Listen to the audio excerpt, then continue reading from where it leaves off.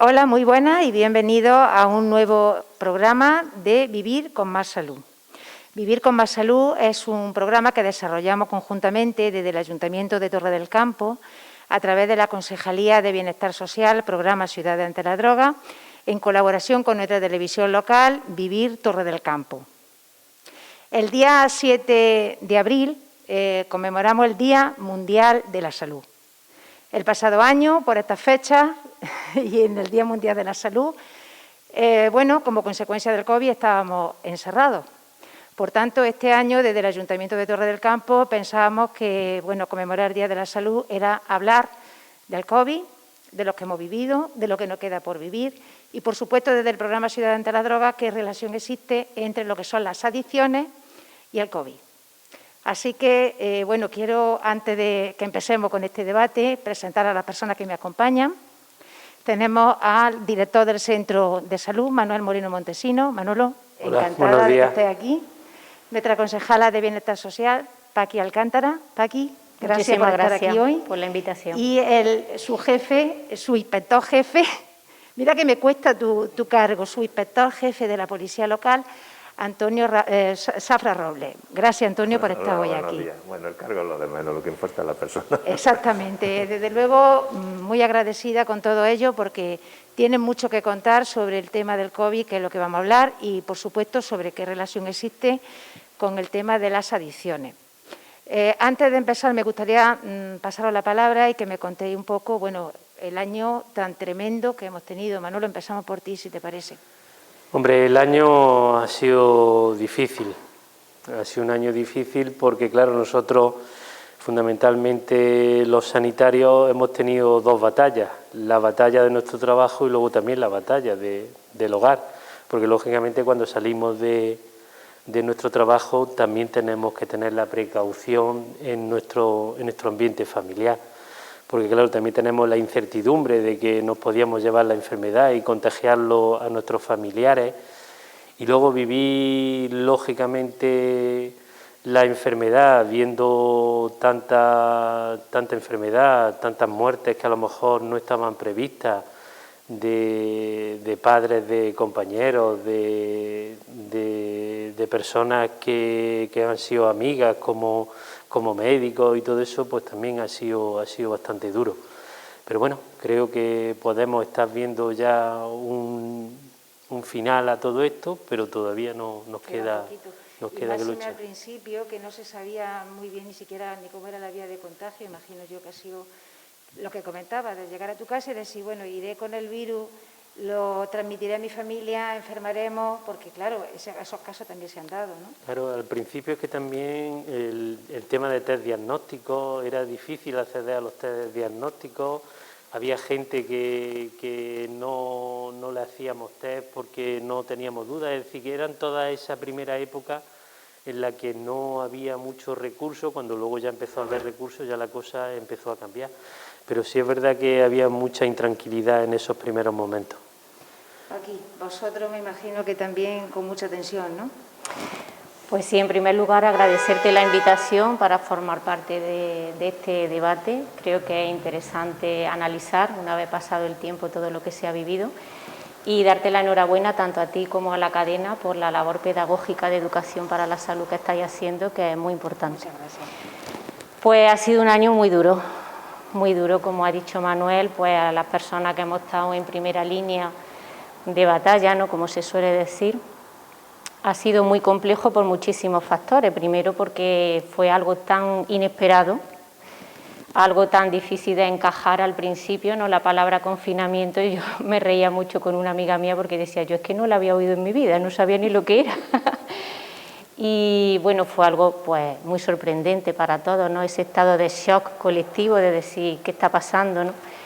Y una crisis sanitaria mundial que nunca había pasado antes, de la que no había referentes, no había dónde apoyarte para tomar decisiones.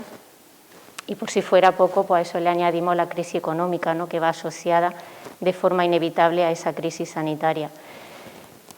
Ha sido durísimo porque, sobre todo para nuestro alcalde, para Javier Chica, que le ha faltado ya dormir en el ayuntamiento, y ha habido que tomar decisiones difíciles, siempre amparado en las directrices sanitarias, pero no ha sido nada fácil. Sí, desde luego, y además un equipo de gobierno casi recién iniciada, no se va a ir un año todavía de legislatura, cuando encontráis, como bien dice, con un problema sin ningún tipo de precedente, por lo menos cercano. Exacto. O sea que una cosa tremenda y compleja. Sí, ha sido tremendo y complejo para todos los ámbitos y evidentemente para las personas que estamos en política de forma temporal también. Javi, recuerdo que llevaba pues muy poquito tiempo al frente de la alcaldía, entonces pues cuando llega nuevo a una responsabilidad de ese nivel, evidentemente tienes que hacerte con la dinámica del trabajo y si encima te viene un tsunami de ese tipo, pues imagínate, la energía que hay que tener para soportar eso es tremenda. Pero bueno, lo hemos hecho lo mejor que hemos sabido, lo mejor que hemos podido, como siempre muy coordinado con el centro de salud. Y bueno, ha sido una etapa muy compleja que ahora ahondaremos más, pero también ha sido una etapa sobre todo de aprendizaje, ¿no? y de superación, ¿no? Todo tiene también su parte positiva y esto pues también la tiene. Imagino que para la policía local, madre mía, también mucha tensión, ¿no, Antonio? Un año bastante difícil, sobre todo como decía Manolo, porque al principio pues bueno, veíamos la cosa muy lejana, cuando el virus estaba en China, hablabas de cifras y de golpe y porrazo pues ves que empieza a haber casos por aquí. Yo me acuerdo que me sorprendió el comentario de gente que los sanitarios del centro de salud están con trajes EPI, esto, lo otro. Se empezó a crear la alarma y de golpe y porrazo en unos días nos vimos como nos vimos. Esa primera lucha sin medios, sin conocer un poco la enfermedad, cómo iba este tipo de pandemia, pues la verdad es que nos suponía bastante estrés. Ya de cara a atender a la gente y demás, tenías que cambiar toda tu forma de actuar y luego sobre todo coincido también lo que dice Manolo a nivel de personas, pues luego la posible contaminación que tú hubieras podido tener, el miedo a quedar contaminado, que podría suponer pues, la merma de un turno de servicio, con una plantilla nuestra que por entonces estábamos con bastantes carencias, nos hubiera dejado fatal. Gracias a Dios hemos tenido la suerte de que los que lo han cogido ha sido en su tiempo libre y no ha habido contaminación en la plantilla, hemos podido trabajar, pero luego el miedo ese de poder llevarte la enfermedad a tu casa todos los días y en mi caso personal yo tenía mi suegra era una persona mayor que tenía diversas patologías y entonces a ella le hubiera supuesto la muerte, entonces ese vivir día a día ha sido complicado. Sí, pero bueno, gracias a Dios estamos en otra etapa, ya los medios pues, se han ido incrementando, hemos aprendido también a convivir con esto, a trabajar con esto y bueno, ahí estamos. La verdad que el virus nos ha puesto a la salud en el foco de atención. Llevamos ya un año donde la salud ha cobrado una importancia que tenía que haber tenido desde siempre, pero que, bueno, cuando se tienen las cosas es lo que solemos decir, que no se valora lo que se tiene. Y ahora, pues, lógicamente, la posible pérdida de la salud junto a la posible pérdida que puede conllevar desde el punto de vista económico, pues está generando muchísimas tensiones. Pero bueno, Manuel, ¿se ve ya el final del túnel, afortunadamente, o todavía no? Hombre, el túnel sí se ve el final, el que todavía creo que queda una dura batalla. Es verdad que con el tema de vacunación se está ganando bastante. Ahora mismo, por ejemplo, aquí prácticamente todos los mayores de 80 años, salvo contados casos que no se les haya localizado lo que sea, están vacunados. Por lo tanto, tenemos un grupo de riesgo que se cebaba en las anteriores olas, se ha cebado con ese grupo y ahora pues creemos que ese grupo va a estar. Y progresivamente, con la llegada de mayor cantidad de vacunas, pues se irá vacunando a más población y sí podríamos decir que estamos viendo el final del túnel, pero que todavía queda una lucha bastante importante. Antonio, quería preguntarte, ¿crees que realmente la sociedad estaba preparada para lo que nos venía? Quiero decir, no sé si vosotros habéis encontrado más dificultades de la esperada. No, yo creo que preparados no estábamos, de hecho, el venir la pandemia y el notar la carencia de medios que teníamos fue abismal. Poco a poco, la verdad es que se han ido incrementando los medios, se ha ido incrementando la formación, pero yo pienso que todavía no hemos asimilado la nueva realidad que tenemos ahora mismo. Y algunas veces, en nuestro caso, hemos pasado de confinamiento estricto al decir que ya vale todo y algunas veces yo suelo decir que tenemos memoria de pez, se nos olvida de momentos por de dónde venimos. Coincido con Manolo en que va a estar cerca la solución, pero que todavía queda bastante tiempo y sobre todo tenemos que seguir con los hábitos y tenemos que mejorar la conducta y tenemos que tratar de evitar situaciones de riesgo. Y hoy, por suerte, sabemos las que son. Entonces, si sabemos las que son, vamos a evitarlas.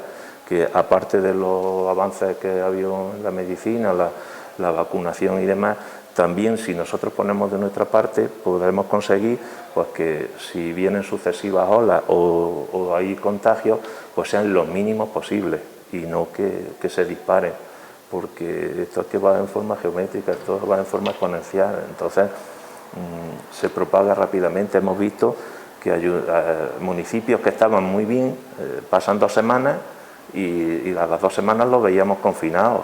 Municipios que hemos puesto como modelo, esto lo hacen muy bien, a las 2 semanas confinados. Y digo yo que esto es una batalla que tenemos que librar entre todos. Si todos ponemos de nuestra parte y cambiamos nuestra conducta y nuestra forma de ver las cosas, yo creo que lo podemos conseguir, pero tenemos que ser todos, porque si falla en algún sitio hay fallos, lo vamos a pagar todos desde luego. Eso sí. Se culpa mucho a los jóvenes. ¿Crees que solamente es cuestión de los jóvenes o aquí todo el mundo, no sé, si vosotros realmente aquí en Torre del Campo habéis encontrado muchos mogollones de gente joven incumpliendo la normativa, por ejemplo, en distancia, en mascarilla, no sé, ¿cómo habéis visto la cosa? Pero, y aparte de los jóvenes, sí, otros colectivos que dicen que los jóvenes y a lo mejor también. Creo que no hay que estigmatizar y decir los jóvenes. Es lo que he dicho antes, es que es tarea de todos, porque lo que hemos visto muchas veces y se ha detectado es que gente joven ha podido contraer el virus en algún sitio y luego cuando hemos ido a nuestra casa, cuando han ido a su casa, pues se ha contagiado la unidad familiar. Entonces, ese es el peligro que hay, que no tiene por qué ser el joven el que tenga una conducta y estigmatizar a los jóvenes. Yo creo que somos todos y bueno, ¿qué sentido tiene hablar de los jóvenes, la culpa de los jóvenes y los mayores? Que cuando hay concentraciones que ha habido, por ejemplo, por desgracia, algunos fallecimientos que han causado bastante impresión, pues la gente se ha volcado, han ido. Ahí nos hemos olvidado de la distancia social y de todo. Entre semanas hemos estado confinados y demás, luego llega el fin de semana y los sitios, eso, ahí vamos gente de todas las edades y ya se nos olvida el distanciamiento social y ahí nos relajamos. Entonces lo que hay que hacer es no estigmatizar a un sector de la población en concreto, sino que somos todos personas mayores que van a una tienda, ven una rebaja y se forma Estoy de acuerdo contigo, innecesaria. que digo que estoy de acuerdo contigo, Antonio, porque no hay más que ver los colegios, los institutos, no están saliendo focos.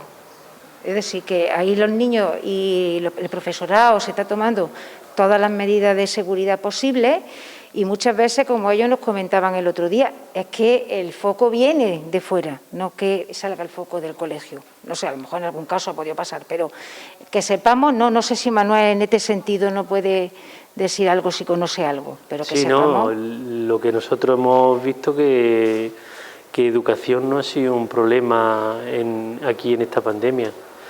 Las cosas se han hecho bien en educación, inicialmente se fue más restrictivo a la hora de los confinamientos de la aula y luego posteriormente, como se veía que las restricciones, cuando había un caso positivo, pues se empezó a aislar a lo mejor el grupo de, si había un caso, el de delante, detrás, de izquierda, derecha, y se iban aislando menos casos y aún así a través de lo que es educación, tanto el comportamiento del profesorado como los padres, como el alumnado ha sido excepcional en ese sentido y se han dado muy poquitos brotes y se han confinado simplemente por precaución. Luego el brote se ha dado en la unidad familiar, porque claro, si había un caso positivo, luego ese chiquillo no es lo mismo que aísle a una persona adulta que es más dependiente y que puede gestionarse todo, que tengas que aislar a un niño. El niño, como lo aísla, lógicamente tendrás que cuidarlo, tendrás que darle. Entonces, claro, luego se nos han dado los contagios dentro de la unidad familiar, pero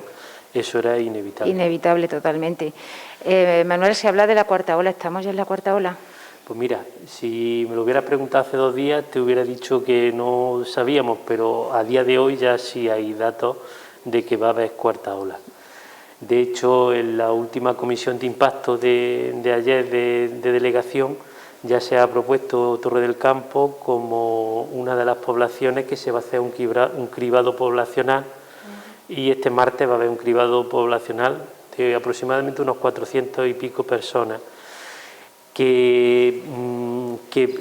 Vamos a ver, hay poblaciones que ya están con índices que a lo mejor estaban en 500 y pico y por eso se van a hacer cribados, pero en este caso Torre del Campo lo que se ha analizado es la incidencia acumulada en 14 y en 7 días y se ha visto, como decía antes Antonio, que se ha duplicado geométricamente por encima de un índice que es lo que ellos determinan de ese índice de incidencia acumulada.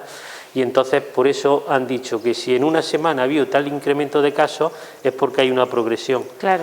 Con lo cual ya sí tenemos datos de que dentro del campo va a haber cuarta ola. ¿Y eso cómo se hace exactamente el cribado? ¿Puede explicarnos? ¿Llaman Sí, a la gente por teléfono? El cribado directamente lo que van a hacer, van a mandar mensajes automáticos a sus teléfonos directamente desde delegación. Se mandarán unos 400 y pico mensajes y entonces vendrán específicamente el camión ese que venían para hacer los test. Será el martes por la tarde, se recibe, se hará como otras veces, ya se avisará dónde fue la última vez, al lado del pabellón municipal, allí fue, y entonces pues no, viene un camión de lo que es Junta de Andalucía, la gente recibe, se cita más o menos una hora programada, van, se le hace el test, que es negativo, pues ya está, no pasa nada, y que si es positivo, pues entonces nos lo comunican a nosotros para que sigamos haciendo, sí, son los test de antígenos que nosotros mismos hacemos en el centro de salud. Y de esa manera, con una población que estamos hablando de aquí, Torre del Campo, 14.000, si se llegan a hacer unos 400, 500 test, pues estamos hablando de un 10% aproximadamente, y se pueden detectar algún caso positivo que se nos pueda pasar porque... A ver, asintomáticamente todas las series han visto que tan solo están entre 1,5% de asintomáticos. Es decir, que verdaderamente no hay tanto, como dicen. No hay tanto que he pasado el virus, no, el que ha pasado el virus de cada 100 personas solamente no llega ni a 2 que lo han podido pasar de manera asintomática. El que lo pasa, a lo mejor hay algunos que le dan más importancia a los síntomas, a lo mejor hay algunos el cansancio le da más importancia y otros, pues bueno, que tengo mucho trabajo. Pero son sintomáticos, es decir, que hay muy poquita gente que lo pase de una manera... Eso sí, en los niños a lo mejor sí ha estado pasando. Los niños sí lo han pasado con los síntomas más escasos. Más leve, ¿no? Se habla mucho de... Bueno, porque la fe y la esperanza la tenemos todo el mundo en la vacuna. Sí. Esperemos ahora que este cribado no nos vuelva a poner al pueblo otra vez en cuarentena, ¿no? Pero se habla de distintos tipos, Pfizer, Moderna, AstraZeneca. Manuel, ¿qué diferencia existe entre una y otra vacuna? A ver, ahora mismo lo que es la Agencia Europea del Medicamento tiene autorizado 4 vacunas. La primera que autorizó fue la de Pfizer, la Comirnaty. La segunda que autorizó fue la de Moderna. Tercera que autorizó fue la de AstraZeneca y ahora ya está autorizada, que ya vamos a empezar a recibir dosis, la de Janssen y Johnson, que es... explicar la diferencia de las vacunas sería un poquito complicado, pero bueno, las dos primeras son vacunas que codifican una proteína con un ARN mensajero y la otra, el vector, que las dos primeras, las de Pfizer, va directo, en las de AstraZeneca y en la otra es un adenovirus que es el que lleva esa codificación, un adenovirus que está inactivo para que no cree enfermedad. Entonces, hay diferencias en cuanto... Pero el objetivo de la vacuna es la misma. El objetivo es que el cuerpo, con una codificación que le da la vacuna, sintetiza una serie de anticuerpos para luchar contra la enfermedad. Entonces, hay algunas vacunas que han demostrado tener más eficacia, pero todas están en el rango de una eficacia que sirven. Bien. Entonces, toda esta problemática que ha empezado con la vacuna de AstraZeneca, A ver, cuando tú haces un estudio de investigación de una vacuna, de un fármaco, lo que sea, muchas veces estamos hablando de muchos años de investigación. Desarrollar una vacuna, por ejemplo, como la de AstraZeneca, que es la típica vacuna de la hepatitis, y utiliza el mismo adenovirus, es decir, que es una vacuna, la de AstraZeneca es una vacuna que ya está muy experimentada, porque el vector que utiliza es uno que se lleva utilizando hace mucho tiempo. Digamos que se ha adaptado para este problema. Es decir, pero un estudio de investigación para que pase todo puede llegar hasta 10 años, 10, 14, 15 años. ¿Qué es lo que pasa? Como estábamos viviendo una situación de pandemia, esto tenía que acortarse, tenía que acortarse los plazos, porque si no es que se iba a extender la enfermedad y en un momento determinado pues iba a haber una gran mortalidad. Entonces, al acortar los plazos, ¿qué es lo que pasa? Esos efectos indeseables que pueden aparecer con cualquier vacuna, porque no significa que ahora AstraZeneca, que está teniendo esta mala política o esta mala prensa, no más política, mala prensa, pues, pero que estos efectos secundarios pueden aparecer con cualquiera de las vacunas. Es decir, que ahora mismo se siguen estudiando y hay 22 vacunas, por ejemplo, en investigación, y se van a seguir saliendo vacunas. Entonces, decir que si la Agencia Europea del Medicamento autoriza una vacuna es porque son seguras.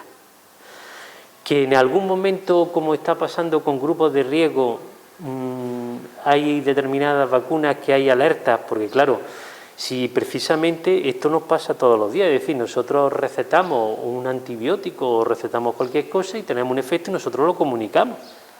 Entonces eso forma parte del diseño del estudio de investigación. Además que como mire un prospecto, yo creo que no te toma el medicamento, porque viene descrito de efectos secundarios un montón, ¿no? Pues eso es lo que está pasando. Entonces la agencia europea, para curarse, por así decirse, entonces en determinados grupos, que es los que se están produciendo, por ejemplo los fenómenos tromboembólicos, pues han suspendido, que no han desaconsejado en esos grupos. Entonces, ¿qué es lo que pasa? Si tuviéramos vacunas en cantidad, este problema no existiría, porque es que cualquiera de vosotros vaya al centro de salud, cualquier persona, como tenemos vacuna, pues vacuna puesta y ya está. Y resulta que a lo mejor haríamos campaña de vacunación y en 2 semanas estaría todo el mundo vacunado. Pero como no tenemos vacunas suficientes, el Ministerio ha hecho una estrategia nacional con una serie de grupos y ha empezado a vacunar. ¿Cuáles son los grupos más prioritarios? Pues los personal sanitario de primera fila, los residentes en residencia, el personal dependiente. Ahí se ha establecido una serie de grupos.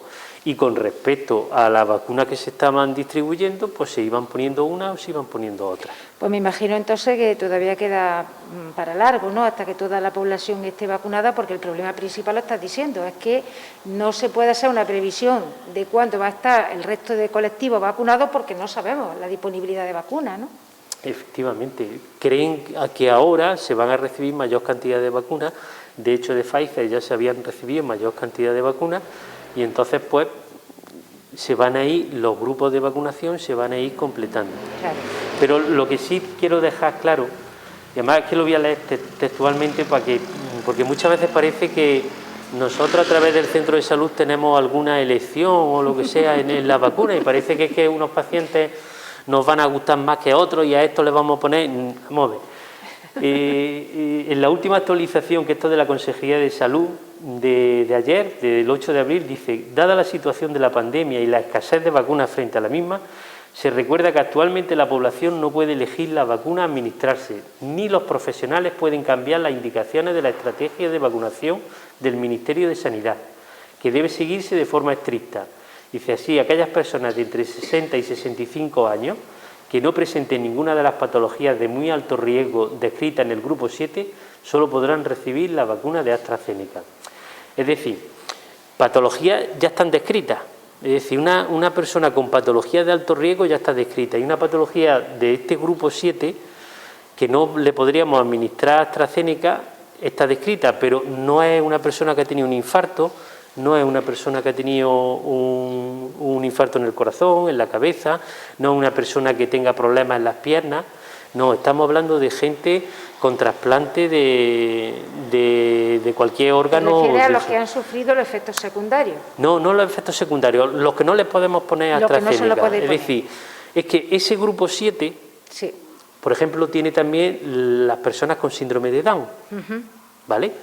Mayores de 40 años sí nos van a dejar vacunarlos nosotros, aquí en Torre del Campo, en el centro de salud, por ejemplo. El resto del grupo 7 va a haber listados, es decir, que una persona que venga en ese listado se va a vacunar en el hospital con Moderna o con Pfizer. Es decir, que si los llamamos y les planteamos la vacunación es porque no están en el grupo de riesgo y podemos utilizar la vacuna que nos suministren a nosotros. Claro.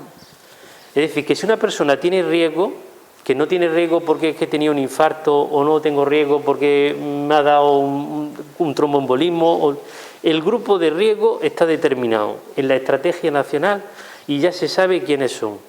Y a eso los vamos a vacunar con Moderna o con Pfizer y se van a vacunar en el hospital. Muy bien. Con lo cual, también información para que las personas que cuando se les llame, que tengan la confianza.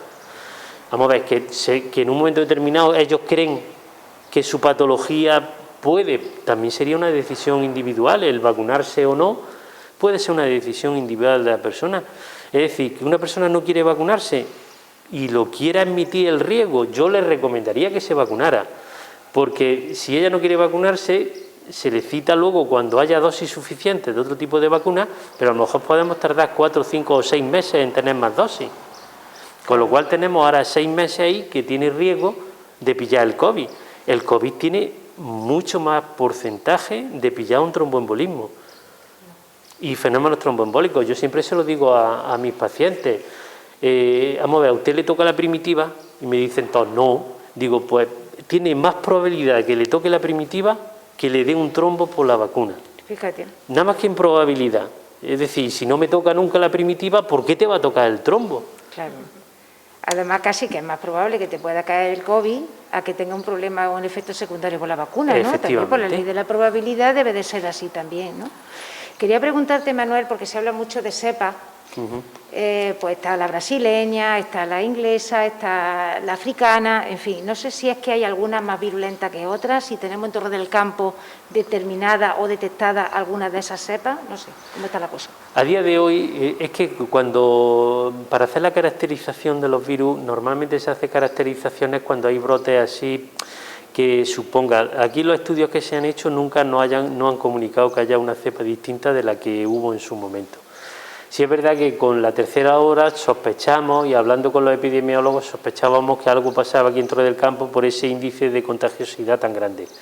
Pero luego no se llegó a determinar en los estudios, ¿no?, que hubiera... Se hablaba de que era la inglesa, no sé, pero... La posibilidad de que hubiera aquí la británica era por el tema del campo de Gibraltar, porque claro, Torre del Campo gente se puede mover mucho y lo más lógico era a través del campo de Gibraltar, pero luego no se secuenció que hubiera cepa británica aquí en Torre del Campo.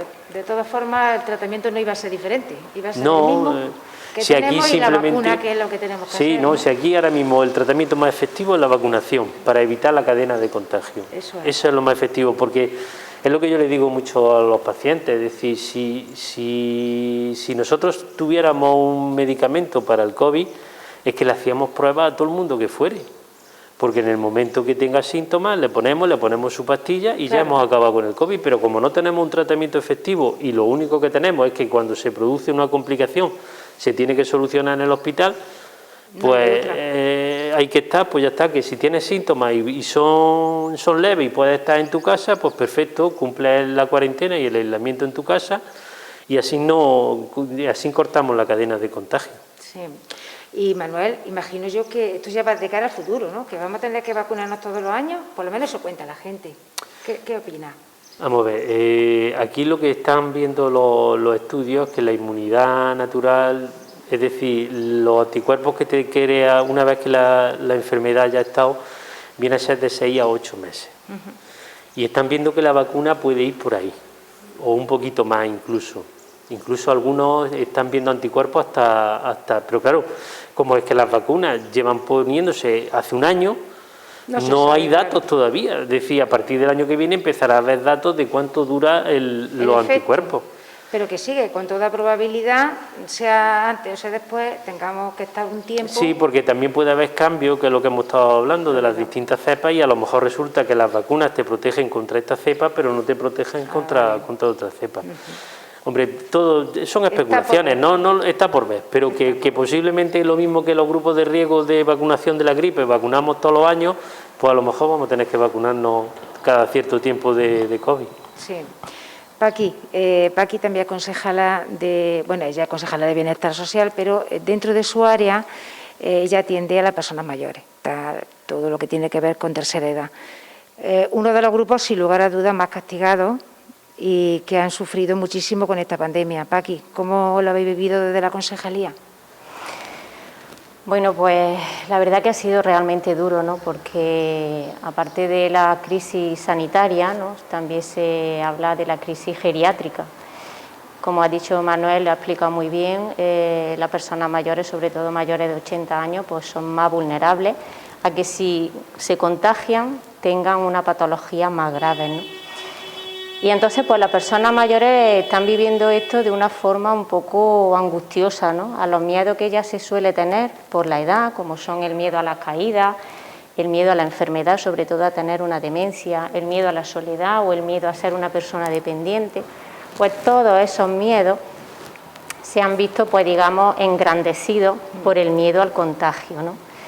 Porque es que ahora le añade el miedo a que su familiar lo pueda contagiar. Exacto. O sea entonces, pues ese miedo, que el miedo es una emoción básica, ¿no?, que te ayuda a protegerte de los peligros, en exceso pues puede desarrollar cierta patología, ¿no? Entonces, la gran mayoría de personas mayores han tendido a aislarse, ¿no?, para protegerse, que era lo que había que hacer. Pero aparte del confinamiento que tuvimos generalizado, pues ellos como que se han autoconfinado, ¿no?, porque eran conscientes de que eran personas de mucho riesgo. Claro, eso al principio pues lo han llevado medianamente bien. Ahora ya a esta altura pues hay cierta fatiga pandémica, digámoslo así, y ese excesivo aislamiento, autoconfinamiento, pues está pesando. Y bueno, Manuel no lo puede comentar esto mejor, pero hay muchísimos casos de cuadros de ansiedad a la hora de salir, de enfrentarse a la vida diaria. En las personas que son muy mayores, muy dependientes, pues ha habido un retroceso en cuanto a su actividad física impresionante, a nivel psicomotriz le afecta muchísimo, porque casi todas las personas mayores que se cuidan, pues su ratito de andar lo tenían, ¿no? Y ahora, pues claro, eso no lo han podido hacer por no salir al exterior, aunque son muchos que han recorrido el pasillo de su piso o el patio de su casa cientos de kilómetros, pero si no tienes una vivienda que te dé esa posibilidad, pues claro, ha estado muy limitado en el movimiento, entonces eso se ha notado muchísimo también. Y bueno, como tú bien dices, el miedo a contagiar a tu familia, a que tu familia venga a verte y te contagie a ti. Y luego un miedo que me comentaba el otro día una persona mayor, que era el miedo a morir sola. Sí. Eso es que es terrible, eso es terrible. Y lo que me decía esta persona, dice, miedo no solo por mí, sino por dejarle esa carga emocional a mi hijo, de no poderme despedir de ellos y de que ellos no se puedan despedir de mí. Entonces, se han protegido muchísimo, yo creo que ha sido el sector de población que mejor ha cumplido las normas, no sé si Antonio estará de acuerdo, pero tú ibas a un supermercado y personas mayores veías pocas, la mayoría le hacían las compras pues sus familiares, sus vecinos, se lo llevaban a casa, a los establecimientos, y han sido por eso, porque han sido muy conscientes del riesgo que corrían, ¿no? Y en ese sentido pues se han protegido mucho. Y ha sido el sector que psicosocialmente más se ha afectado, aparte de, bueno, los índices de mortalidad son evidentes, están ahí los datos, que en Torre del Campo ha fallecido lamentablemente bastantes personas mayores. Pero si en otros sectores, pues digamos que los efectos económicos y otro tipo de efectos eran los más a resaltar, en el caso de las personas mayores pues ha sido sobre todo la salud emocional, el trato personal, el interactuar con otras personas y el tener pues ya un miedo patológico, digámoslo así. Me imagino que cuando termine la pandemia, Paqui, tendréis que iniciar muchas actividades para trabajar lo que es todo este miedo, todo este conjunto de problemas psicológicos que se pueden haber estado generando entre este colectivo de población, pero también entre las personas con discapacidad, que ese otro colectivo que también ha estado ahí bastante agobiado. Y no sé si el índice de fallecimiento entre ese colectivo ha sido superior a lo normal, no lo sé cómo está, si tenéis datos al respecto. Aquí, yo sepa, al inicio sí falleció una persona con diversidad funcional. Luego es sorprendente lo bien que han cumplido las normas. Tenemos el caso de Alucema, donde hubo un brote importante, no hubo ningún fallecimiento. El programa de inclusión, que han estado confinados en su casa cumpliendo las normas. Yo hablaba con alguno de ellos y me decía, Paqui, yo es que la mascarilla cada vez que salgo me la pongo, las pocas veces que han salido. Entonces son personas en las que las normas, algunas normas las interiorizan muy bien y han sido muy conscientes quizás que otros sectores de población y bueno, lo han llevado bastante bien. Evidentemente esa fatiga que todos ya arrastramos un poco de querer recuperar nuestra rutina, nuestra vida, al poder salir, pues la tienen también, porque sobre todo en el programa de inclusión y de Alucema tenían una actividad social impresionante, estaban en todos los sitios y ahora pues no pueden hacerlo. Claro. Pero en cuanto a cumplir las normas, cuidarse y tener muy claro lo que había que hacer, lo tienen clarísimo. Y no ha sido un sector de población donde la pandemia se haya cebado especialmente, al menos aquí en Torre del Campo, afortunadamente. Muy bien. Bueno, pues vamos a entrar ahora, si os parece, en la sesión de drogas, que bueno, me gustaría que analizáramos un poco qué relación ha existido el tema del COVID con el tema del COVID y el tema de la adicción en general. Quiero comentar un estudio que se ha publicado recientemente, el mes pasado, sobre el 21 o 24 de marzo, por parte del Plan Nacional sobre Drogas, a partir del Observatorio Español sobre Drogas y Adicciones, donde se estuvo estudiando a partir de un cuestionario online que se pasó a grupos de población, creo que de unas 10.000 personas, durante el tiempo de confinamiento para determinar el nivel de consumo de drogas legales, de drogas ilegales y de adicciones. Sorprendentemente, según ese estudio, bueno, sorprendentemente y no tan sorprendentemente, vamos a ver, el consumo de tabaco, de alcohol y de cannabis derivados durante el tiempo de confinamiento se redujo significativamente. Y se redujo significativamente, entre otros motivos, según el estudio, porque, claro, la gente no podía salir, por un motivo, si no puedes salir no puedes comprar, lógicamente, problemas económicos y también miedo a problemas de salud. Es decir, esas eran las tres causas principales. Entonces, quería preguntarte, Manuel, si habéis detectado aquí en Torre del Campo una reducción de los problemas asociados, por ejemplo, con el consumo de alcohol. Nosotros lo que más estamos detectando es lo que hemos visto del consumo de benzodiazepina por el tema del insomnio que puede aparecer, del darle vuelta a la cabeza.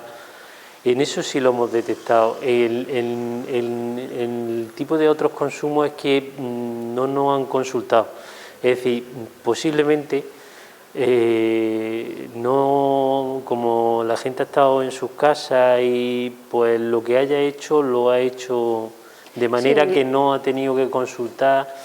Porque claro, como tampoco había consultas de drogodependencia que estaban cerradas, que no implantaban los programas en ese momento, entonces claro, no nos llegaban. Nosotros fundamentalmente lo que hemos detectado ha sido el incremento de consumo de benzodiazepina y en todo el rango de edad, es decir, no solamente las personas mayores, sino personas jóvenes con problemas de trabajo, con problemas de muerte de familiares, duelos que lo han llevado de una manera o de otra. Eso es lo que nosotros fundamentalmente hemos podido constatar.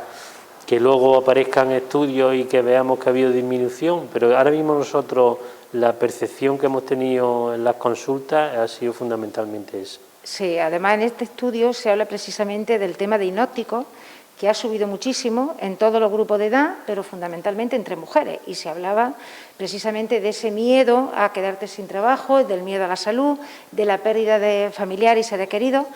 Y claro, esto no solamente tendréis que trabajar para quienes en vuestra área, en la cuestión y en la área de salud, la cuestión de mayores, sino también de la población en general, porque todo este problema está afectando a todo el mundo.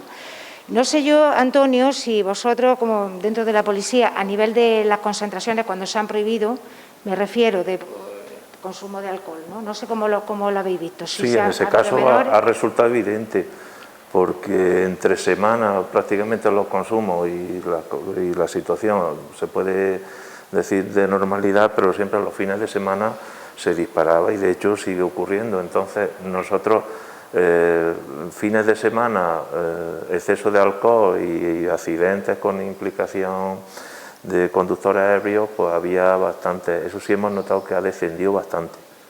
Y ha sido por eso, no se socializa y entonces el consumo de alcohol, o si es en el interior de los hogares, no plantea problemática ninguna porque no hay nada, y fuera, como no se puede consumir, resulta curioso, pero ha ocurrido así. Es más, las alteraciones del orden público, las riñas, los fines de semana, siempre han sido nuestro caballo de batalla, el principal problema que hemos tenido, y desde que nos hemos estado concentrando en nuestras casas, hemos estado y no ha habido socialización, no ha habido bares abiertos por las noches y a deshoras, ese tipo de incidentes también han disminuido mucho. Qué lamentable que sea la Es única causa posible. Es más, yo pienso que se debería, aprovechando lo malo que estamos pasando, se deberían de sacar algunas cosas buenas y esta es una de ellas. Precisamente el horario de cierre de ciertos establecimientos nos lo tendríamos que replantear porque se disminuyen mucho los accidentes de tráfico y se disminuyen también mucho las perturbaciones del orden público. Yo quería apuntar, si me permite, Julia, hablando de las adicciones, ¿no? En general, me gusta a mí más la palabra adicción que la palabra droga, porque la droga es una adicción, pero hay muchas otras adicciones. Por ejemplo, en esta época de pandemia se ha incrementado las adicciones a los carbohidratos refinados. Es decir, la gente necesita dulce, ¿no? Sí.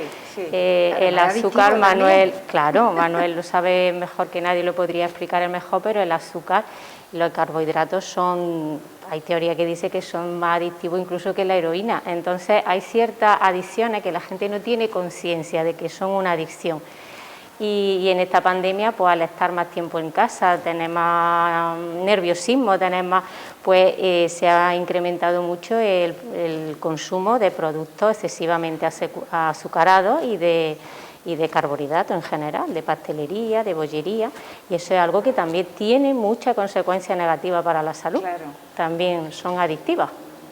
De todas formas, Antonio, me imagino yo, volviendo al tema de las concentraciones, el 90 y tantos % de la población, cuando se ha dicho vamos encerrados, la gente ha cumplido. Sí. Pero siempre hay unos cuantos que además alborotan mucho. No sé en Torre del Campo cómo habéis tenido el tema de la concentración, si la gente ha respetado las concentraciones, si habéis tenido mucho altercado, ¿cómo se ha dado la cosa? Ha habido de todo, porque recuerdo que cuando se flexibilizaron las medidas en Navidad, por ejemplo, pues lo que se detectó fue que muchas familias se reunían en mayor número de los permitidos y se reunían bien en las clásicas cocheras que tienen algunos, en los chalés o en las zonas de recreo, donde, bueno, al estar tan desperdigado eso era imposible de controlar.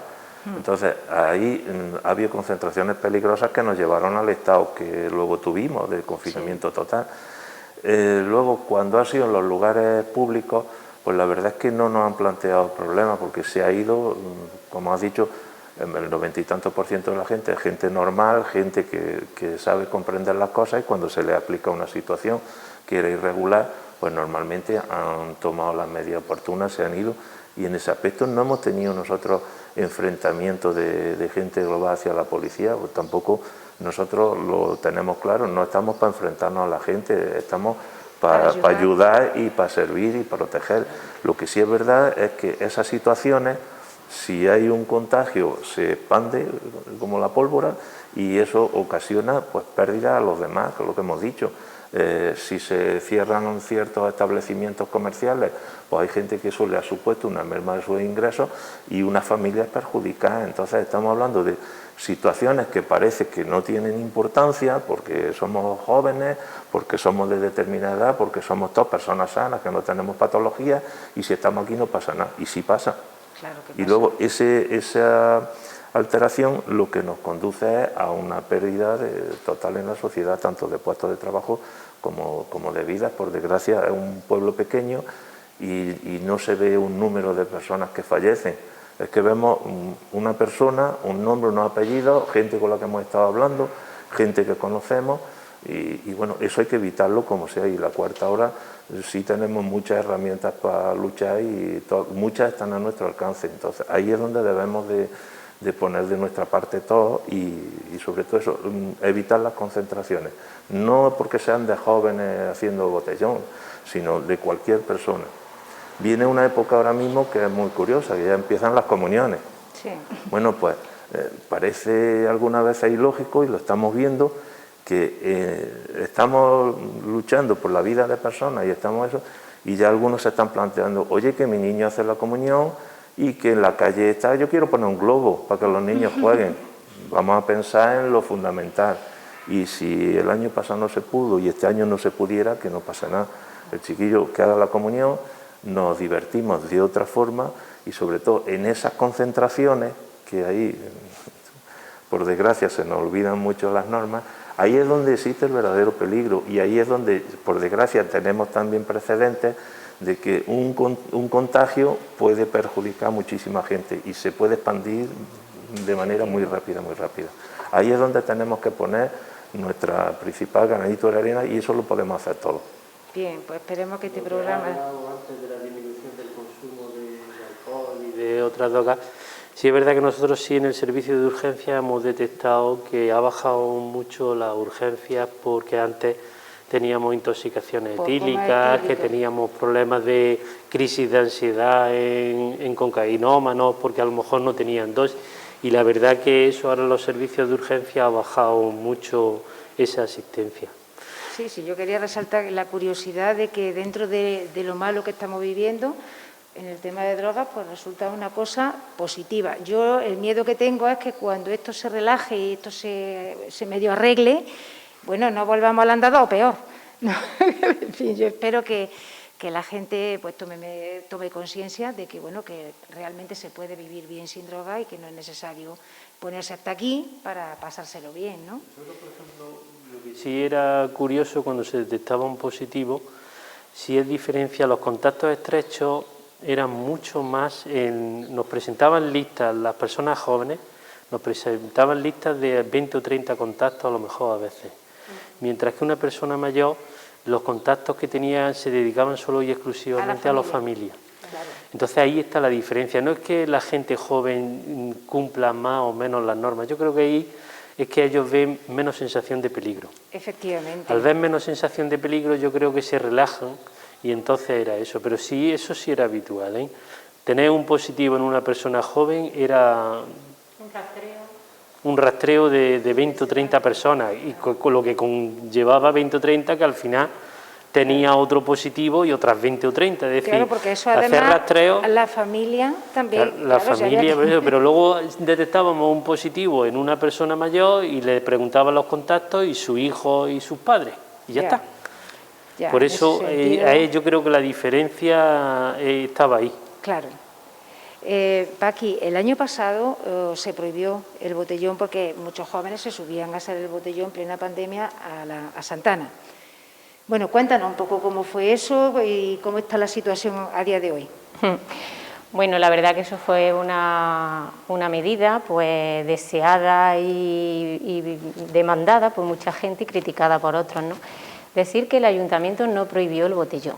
La Junta de Andalucía, el día 29 de julio, si no recuerdo mal, se publicó una orden que a su vez modificaba una orden anterior del 19 de julio, donde ya se prohibía las concentraciones para consumir alcohol en espacios públicos y en las calles.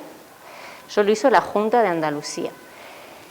Evidentemente, desde el Ayuntamiento de Torre del Campo cumplimos la normativa y entonces se publicó un bando municipal donde se recordaba esa normativa y esa prohibición y expresamente la Junta en esa orden del 29 de julio del 2020 decía textualmente que quedaban prohibidas las concentraciones de más de 15 personas en espacios públicos.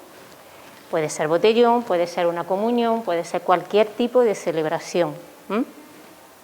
Entonces tuvimos que hacerlo, lógicamente. Además, en la situación que estábamos, pues era más que necesario recordarle a la gente que no era conveniente ese tipo de concentraciones masivas, por lo que decía Manuel, porque si ahí salía un caso positivo, el trabajo de rastreo era impresionante porque eso se va multiplicando de forma exponencial Y una de las cosas que acarrea el contagiarte por el virus es que contagia a otras personas y si no lo has contagiado, eres contacto estrecho de esa persona, con lo cual está obligado a hacer cuarentena también. Por eso hemos vivido la experiencia de familias enteras en cuarentena, porque aunque no tuviesen el virus todos, pero al ser contacto estrecho de un positivo, claro, tenía que entrar en cuarentena. Entonces eran pues problemas de contaminación acústica, de contaminación ambiental, no solamente de problemas de contagio del virus. Entonces pues nos vimos en la necesidad y creíamos que era nuestra responsabilidad reforzar esa normativa que ya la Junta de Andalucía había publicado. Aparte de eso, nosotros desde el Ayuntamiento, aparte de que exigimos el cumplimiento de las normas y por supuesto se lo pedimos a la ciudadanía, creemos mucho en el trabajo pedagógico y el concienciar a la gente de que las normas se hacen por algo, para evitar un mal, ¿no? Entonces, no es necesario llegar a tener las normas si tú tienes la concienciación de lo que tienes que hacer, ¿no? Y en ese sentido, pues a través del programa Ciudadanos de la Droga se han hecho muchas campañas de información y sensibilización y bueno, se han llevado a cabo también actuaciones para paliar las consecuencias negativas de esas concentraciones masivas.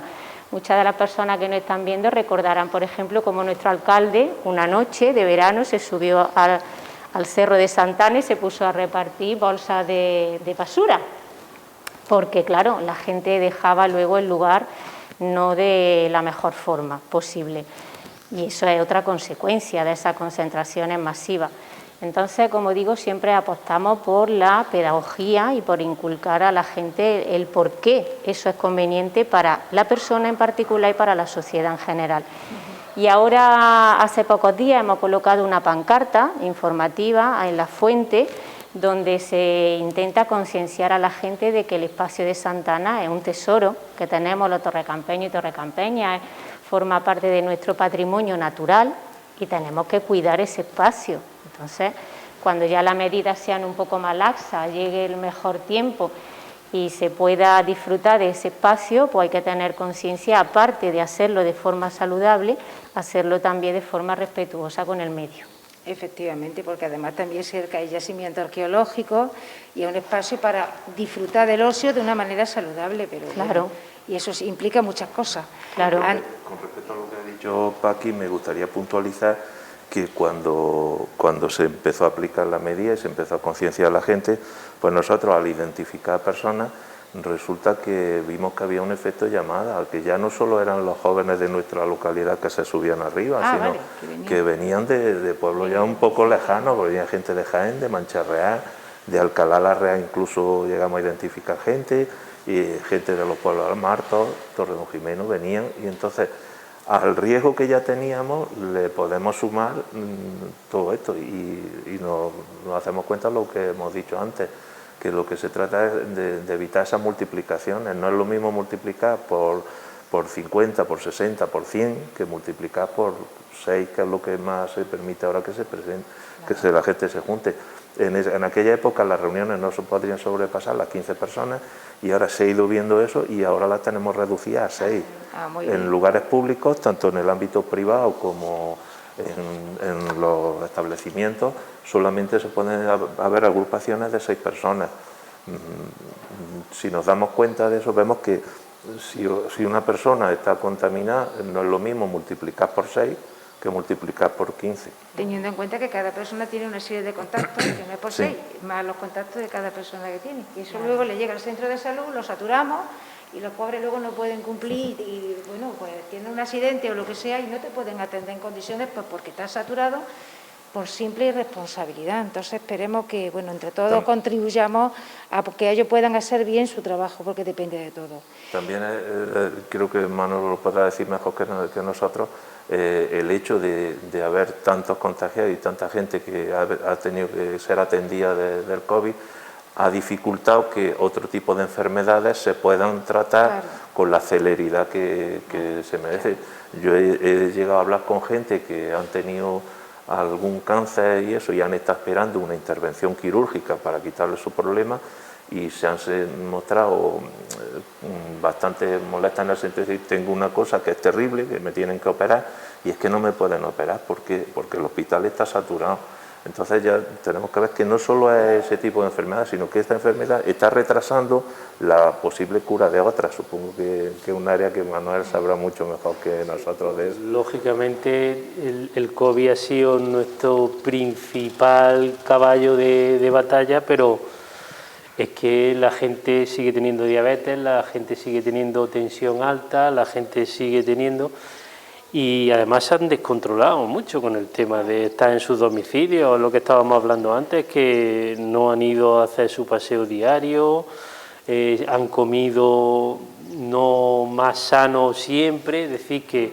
Y problemas de sueño, que también se están dando mucho, ¿no? Problemas de sueño, y luego pues lo que está hablando, gente que a lo mejor estaba esperando un cáncer de cualquier cosa, una intervención quirúrgica, y como las UCI estaban saturadas y necesitaban hacer camas en los quirófanos, no tenían sitio, porque el problema es que no había sitio en los quirófanos, claro. Es que ese quirófano estaba ocupado con gente de COVID.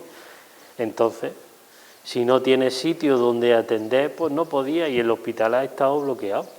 Y vosotros corriendo, que no dabais abasto. Nosotros, aquí dentro del campo terrible. Era curioso que 2 alas del hospital estuvieron ingresados con gente de Torre del Campo, es decir, que era una cantidad. Si nosotros aquí hubo semanas que había unos 50 y tantos positivos diarios. Madre mía, esperemos que no pase eso ahora en la cuarta hora. 50 y tantos positivos, y seguí el rastreo de 50 y tantos positivos, es que cada día era, afortunadamente, también a la vez tanta gente que se haya contagiado, espero que haya hecho ya cierta inmunidad rebaño.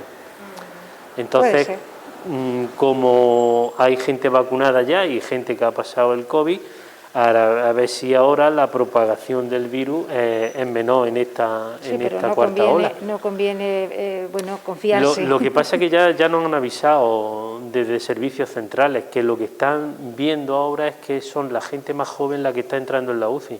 Madre mía, eso va a asustar muchísimo, ¿eh? Debe de asustar, gente muy joven, que digo yo, 20, 30 años... Aparte que las personas mayores sí, la otra ola se ha ido siendo progresivamente, es decir, al principio estaban en sus casas, empezaba a lo mejor la fatiga, se les derivaba, se tiraban unos días en planta y luego algunos llegaban en la UCI, pero lo que estamos viendo con los casos de gente joven es que entran en la UCI directamente. Madre mía. Es que de estar con síntomas, venir aquí, ponerle la saturación baja, y cuando llegan al hospital, allí en urgencias deciden que vayan a UCI, y eso nos lo están avisando y lo estamos viendo ya. Bueno, pues habrá que estar preparado y esperemos que... Con lo cual hay que tener cuidado con los grupos y ver que esto puede atacar bien a la gente joven también. El virus se está defendiendo y está diciendo, está vacunando a los mayores para... Pues ahora me voy a otro sitio.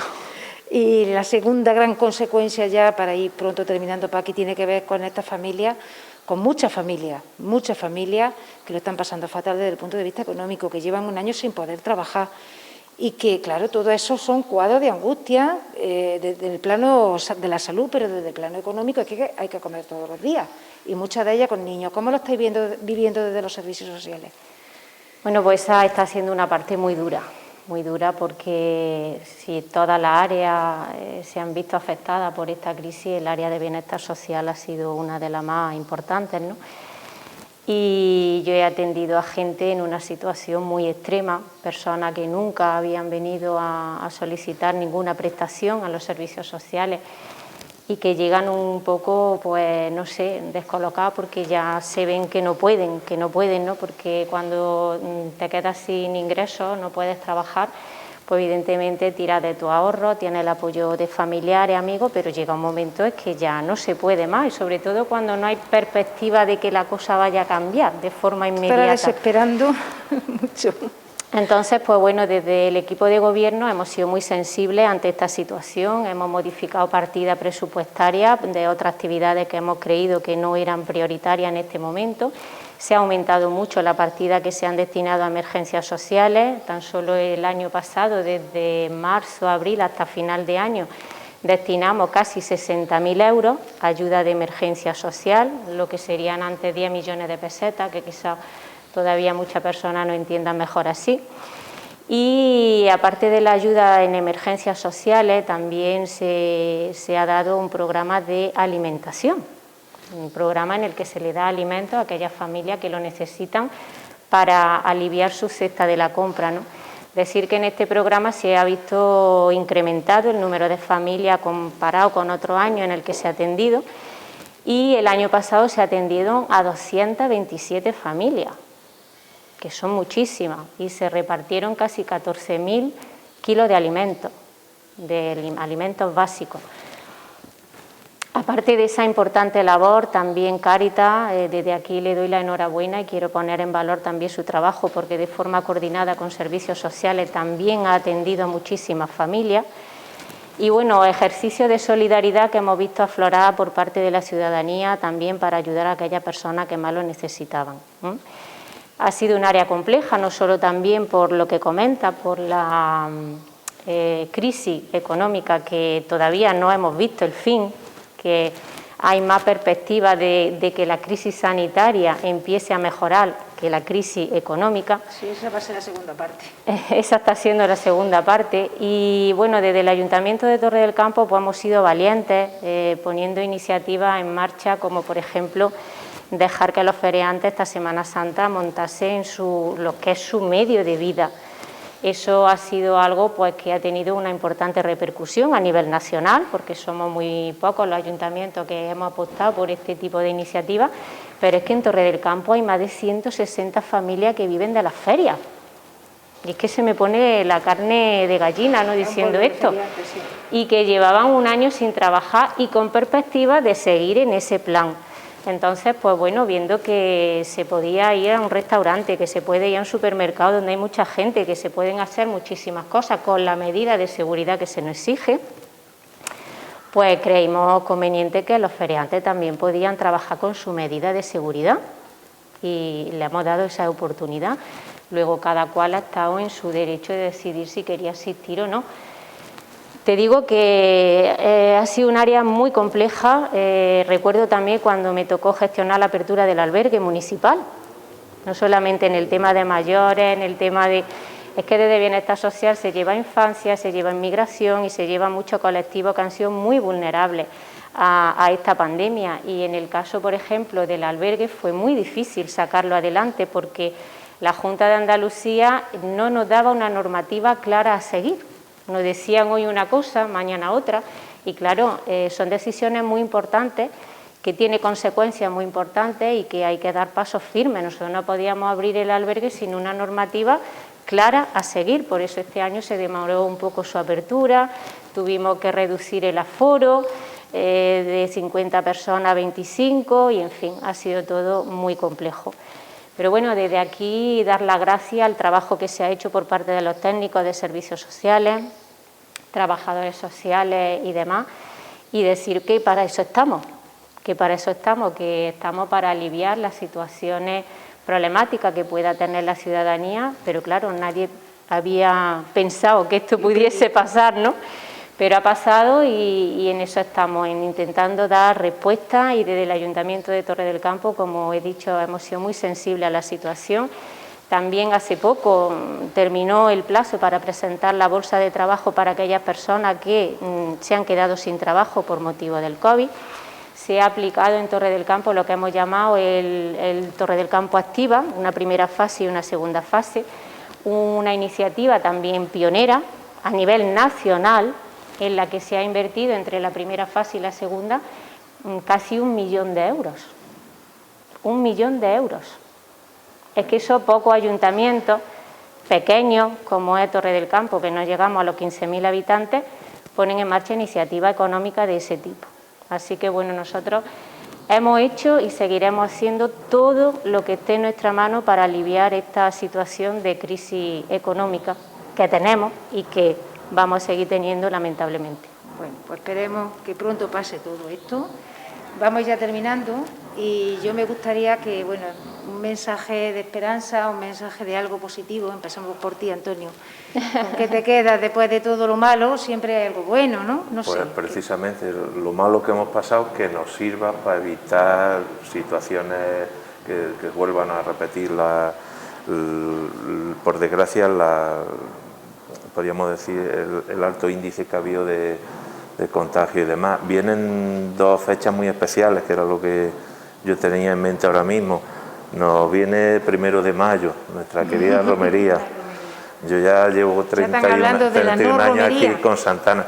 Pues precisamente, si estamos tratando de evitar grandes concentraciones, la romería va a ser imposible que se celebre y demás, pues que eso no signifique que ahora yo cojo mis cosas con mis amigos y me voy allá a Santana. Hay que ser responsable. Porque precisamente tenemos que hacer un ejercicio bastante grande de responsabilidad y volver a nuestros núcleos familiares, reuniones de no más de 6 personas, y a ser posible, si ese fin de semana podemos evitar que el cerro se colase y podemos evitar una gran concentración de gente, vamos a evitar muchos peligros y vamos a evitar que esa ola nos salpique bastante fuerte.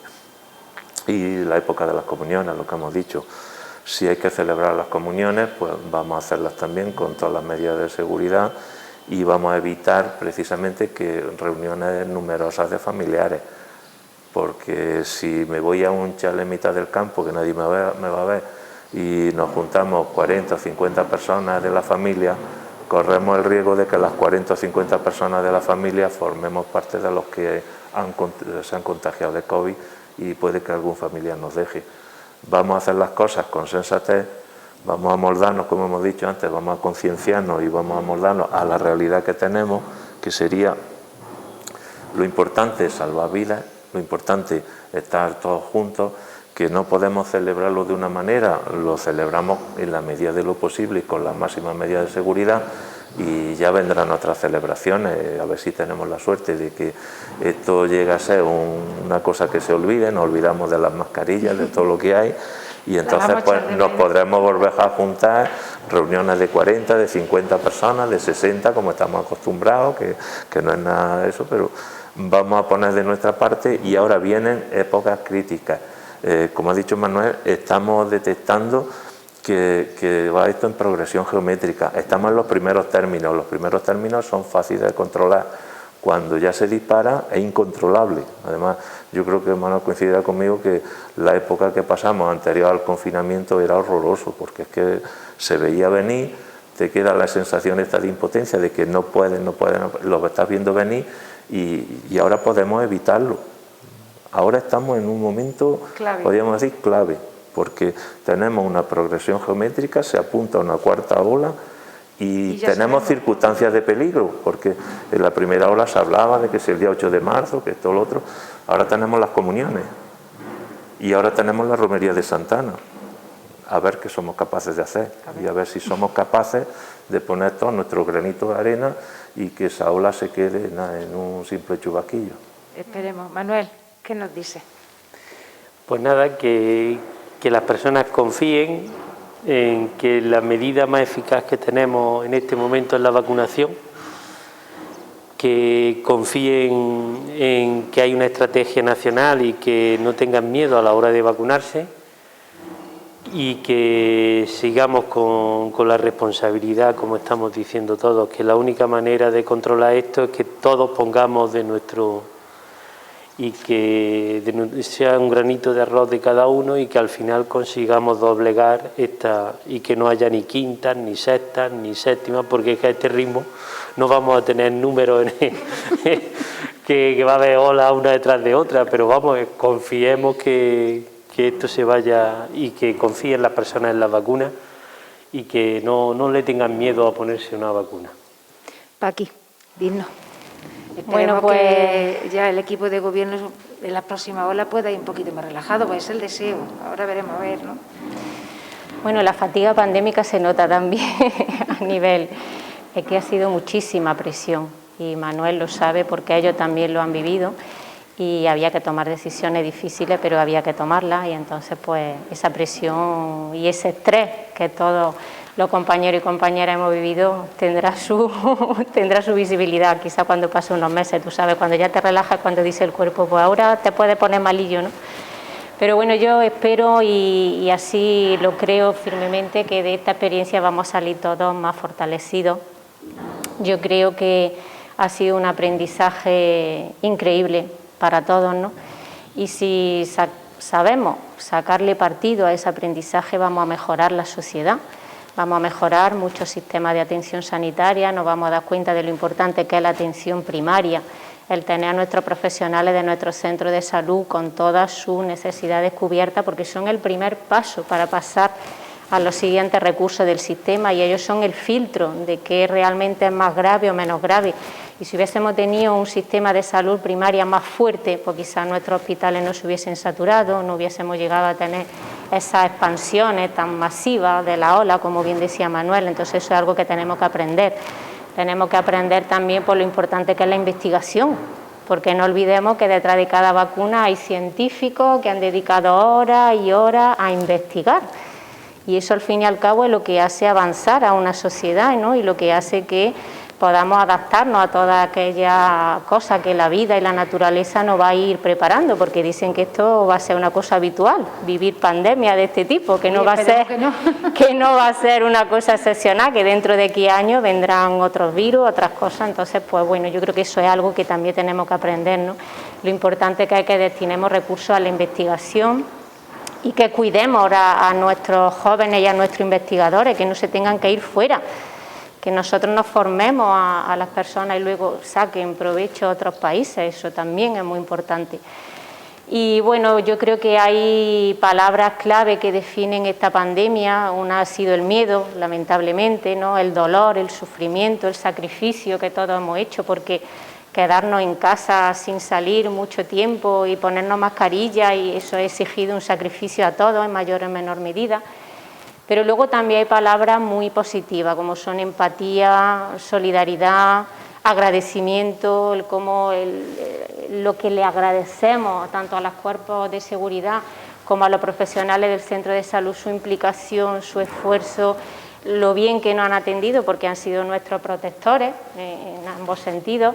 Entonces la gente, ese sentimiento de agradecimiento se ha expandido. De hecho, acordaros lo emocionante que fue ese confinamiento, ¿no? Con los aplausos a las 8 de la tarde, eso fue muy bonito. Y luego hay pues una palabra que yo creo que tenemos que interiorizar, como es la responsabilidad social.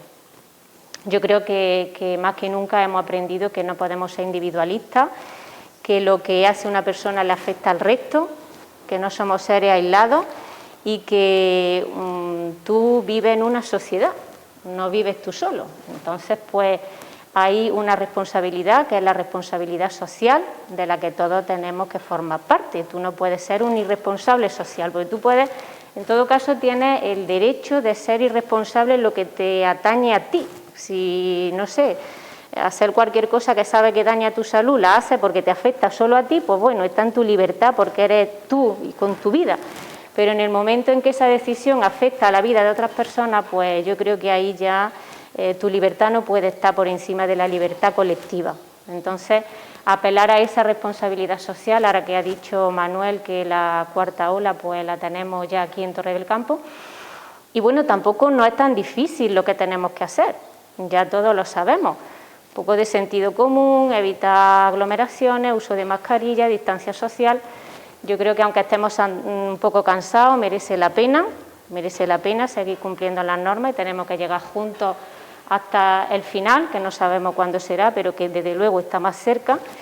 Y como digo, pues apelar a la responsabilidad social y dar las gracias a la ciudadanía por la comprensión que han tenido con el equipo de gobierno, por la muestra de gratitud. A mí me paran por la calle y me dicen, pues la verdad que lo que has tocado gestionar es difícil, mucha fuerza, mucho ánimo, y desde aquí quiero dar las gracias a todas esas personas que nos animan, que nos apoyan, y a todas aquellas personas que también con su crítica constructiva pues ayudan a mejorar las cosas. Bueno, pues yo me quedo con un deseo nada más, que el próximo año podamos reunirnos otra vez para el Día de la Salud, pero sin mascarilla, sin problema de COVID y hablando de cosas. Bueno, pues se podrá hacer alguna pequeña mención, pero desde luego que no se lleve todo el programa. Ese es mi deseo y ojalá sea así. Ojalá. Así que daros de verdad las gracias por estar aquí, Antonio, Paqui, Manuel, muchísimas gracias. Y a todos ustedes, muchísimas gracias por su atención y nos vemos en un nuevo programa de Vivir con Más Salud.